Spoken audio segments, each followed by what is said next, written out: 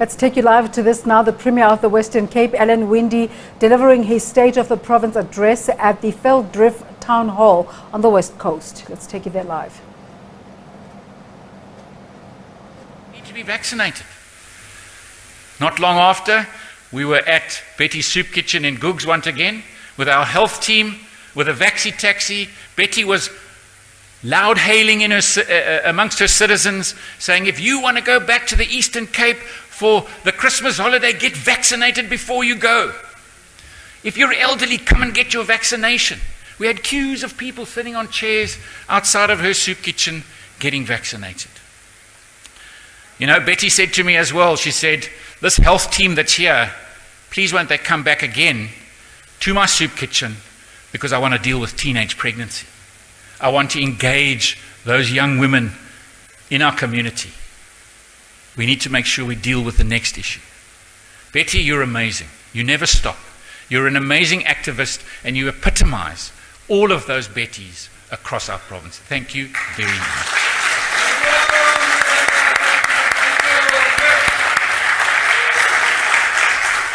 Do you know, Speaker, here... Honorable Premier, will you kindly take your seat, please? Honorable Leke, what is your point of order?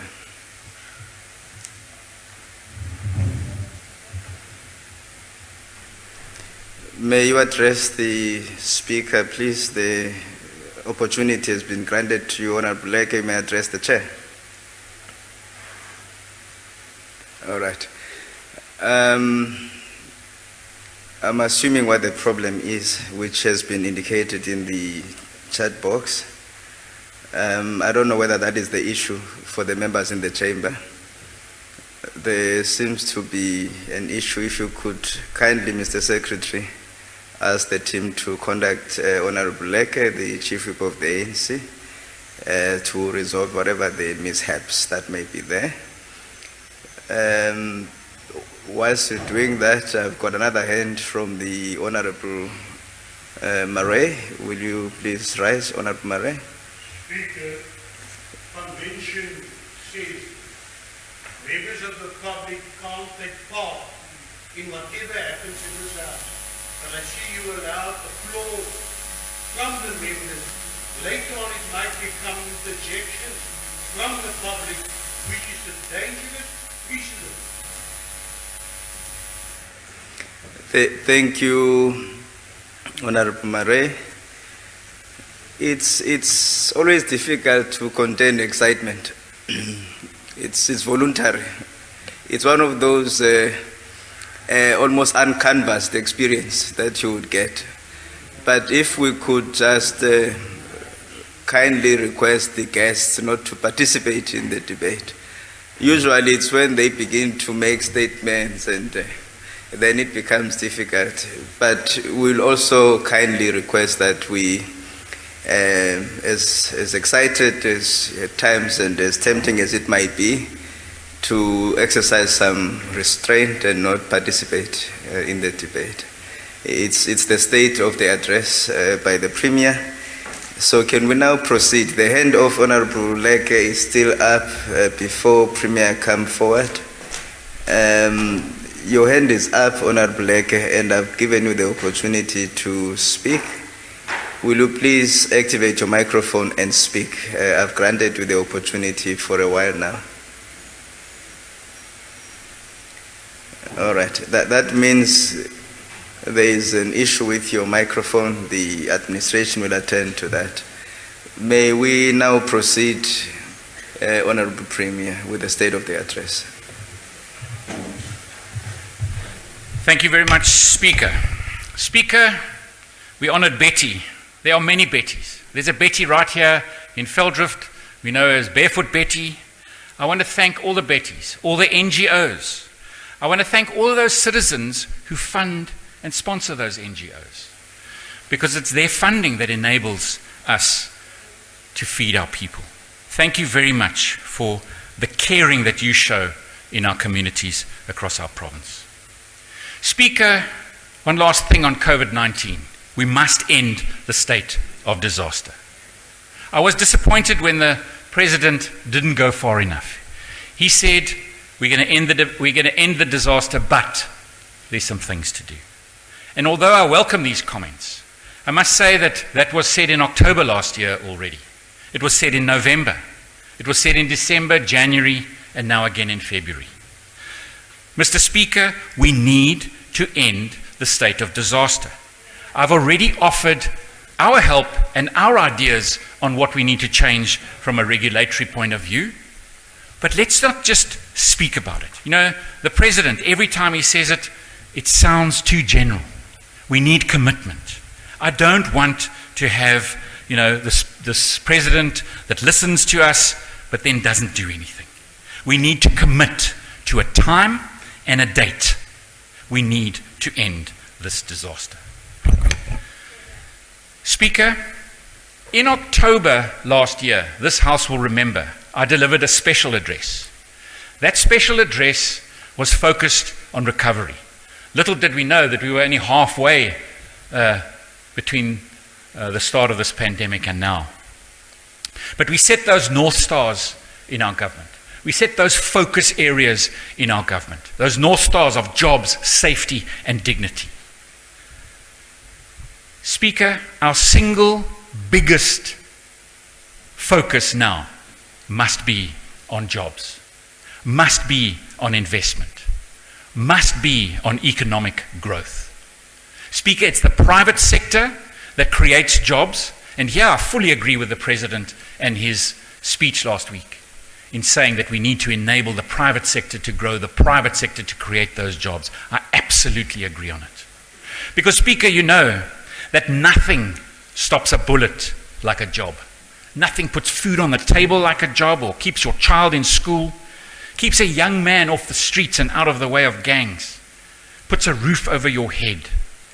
All of these, a job is what needs as to be the remedy. A job can mean a healthier, happier, and longer life for you. Speaker, jobs must be our obsession. We must make it easier for private sector investment to create jobs, and we need to make sure that we have the basic infrastructure in place in order to create a place where people want to live, that attracts investment, infrastructure that is the foundation and basis of investment. If you don't have that in place, people don't invest. People leave parts of this country because of the lack of infrastructure and move here because of infrastructure. We need to make sure that we have that infrastructure in place. So, Speaker, I want to say quite clearly that I want to see a much more focused push on infrastructure in the Western Cape.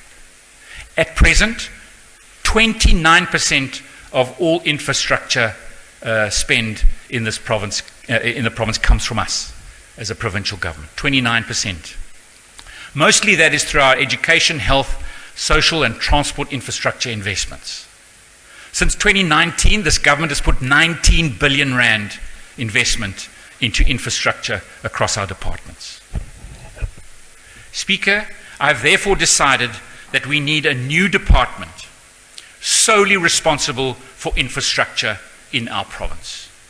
This department will include the current Department of Human Settlements, the current Public Works, including our portfolio of property, and our roads division. Speaker, if we don't change, we won't get better outcomes. You know, we sit with income on the one side, which has been decreasing over a long time. Less and less tax income. We have more and more demand on the other side. And if we keep the same government in the middle expecting a different outcome, well, quite frankly, that's the first sign of madness. We have to reinvent. We have to change. We have to do better. We have to move forward and not back to normal. This new department will be a department that leads change, like we did in COVID-19, that coalesces and brings together all of the partners in making sure that we have a focused, determined infrastructure plan in this province. It's about government being aligned, with the private sector. We've got to bring all of that together. We've also got to make sure that this team is resourced, funded, and with skills, so that they can play that all-enabling role. I will outline some of the things we do on infrastructure, and you can just imagine if we add that to the bigger picture, the change that we can make. We've got to change in the center. Speaker, as part of this, we will also create a mobility department, a separate mobility department. This is a critical component of creating a job-creating economy and environment. Mobility is key for people to move, goods to move. People need to be able to get to work and school. People need to be able to move properly. I've spoken about what happens when our trains don't work. Mobility is key. We've also got to get our goods to market, our products to market. I'll say a bit more about our port. But if we can't get our goods to market, we can't earn the foreign exchange, we can't grow our businesses, and we can't employ more people. So mobility is key. Mobility and the mobility department obviously will be responsible for our current transport programs and policy, the financial support we give at the moment to our bus companies, the taxi regulation and taxi services. It will include pilot projects like our Blue Dot pilot project. Our transport legislation and mandate will be based there. Our traffic management operations, the traffic police will be managed there, but they will go further. Just as I said with infrastructure, they need to go further. They need to make sure that what happens around mobility in this province is coalesced and pulled together. Whether it be PRASA, whether it be trains, whether it be our port infrastructure, we've got to make sure that we are getting that mobility right. Mobility is key as an enabling environment to attract investment and create jobs. So, Speaker, following this announcement today, we will embark on a detailed consultation process with our staff, with the unions, and all of the stakeholders across this province. We will provide regular updates, both internally as well as to the public, you the public, so that this process is seen as efficient, fair, and transparent. We need to make it happen as quickly as possible in order to make the biggest difference we can in creating jobs, much needed jobs for those citizens in our province. So, Speaker, I said to you that I will outline what we do with infrastructure. So if I look at our health infrastructure, I announce here today 5 mega health infrastructure projects for the medium and long term. These will be new regional hospitals in Belhar, Klipfontein, and Helderberg, the Tygerberg Central Hospital development and upgrade, and the Swartland District Hospital. The funding has already been secured for the Belhar Klipfontein regional hospitals, and the public-private partnership for the Tygerberg Central Hospital development has already begun. In addition to this, we have already completed the Helderberg Hospital Emergency Centre upgrade, the Gansbaai Clinic upgrade, Langsburg Clinic, Victoria Hospital Emergency Centre upgrade, and the Observatory Forensic Pathology Institute. That's work that we've just completed. If you think about our health department, its universities and the ecosystem, and how infrastructure, not only for the well-being and health of our citizens, but how infrastructure creates an environment for investment, it's that infrastructure that helped land the investment from Dr. Shun Siong. A multi-billion rand investment into health tech and future vaccines for us here and on the African continent. And we need to attract more and more of these kind of investments to create the jobs that we need. Speaker, education infrastructure, investing in our children, investing in their future. Completed already this year, in the last year, has been Delft North Primary School. Mauriceburg High School is planned for completion this year. We've got replacement schools in Chatsworth, the Chatsworth Primary School, Panorama Primary School in Friedenberg, the Umyezo Wama Apile School in Grabouw. We also have 6 new mobile schools anticipated for this year in Botersig, in Visantekraal, Nomzamo, Klapmat, and Silver Sands. This is in addition to the 10 schools that we've already successfully completed in the last year. We also have completed part of our safety plan, which is fencing. This year, another 30 schools. And next year, we'll be expanding it to 60 schools, because that infrastructure must also be safe for our learners. But I want to pause there, Speaker, to say to the citizens of this province, when we invest in infrastructure, please, you need to look after it. I really get tired when we build a brand new fence at a school and you go past the next week and someone's broken the fence. How does that help with safety? You need to take ownership of your schools, of the infrastructure and the investment. Because if we have to come back and fix that fence, we don't get to build the next fence. Our neighborhood watchers, our citizens, our learners, our parents, the whole community, the whole of society must take ownership of your schools, of your clinics, of your hospitals, of all infrastructure. Because infrastructure enables our children to have a better life, education infrastructure. Speaker, then we've got economic investment into roads infrastructure.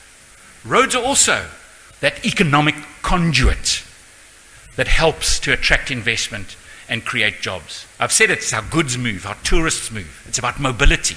Mobility happens on our roads and our rail.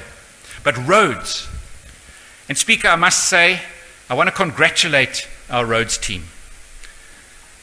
When you drove up here today, those of you that came from Cape Town would have come past a new bridge. We're coming out of that story. Western Cape Premier Alan Winde just talking about the prospects for the province for this year.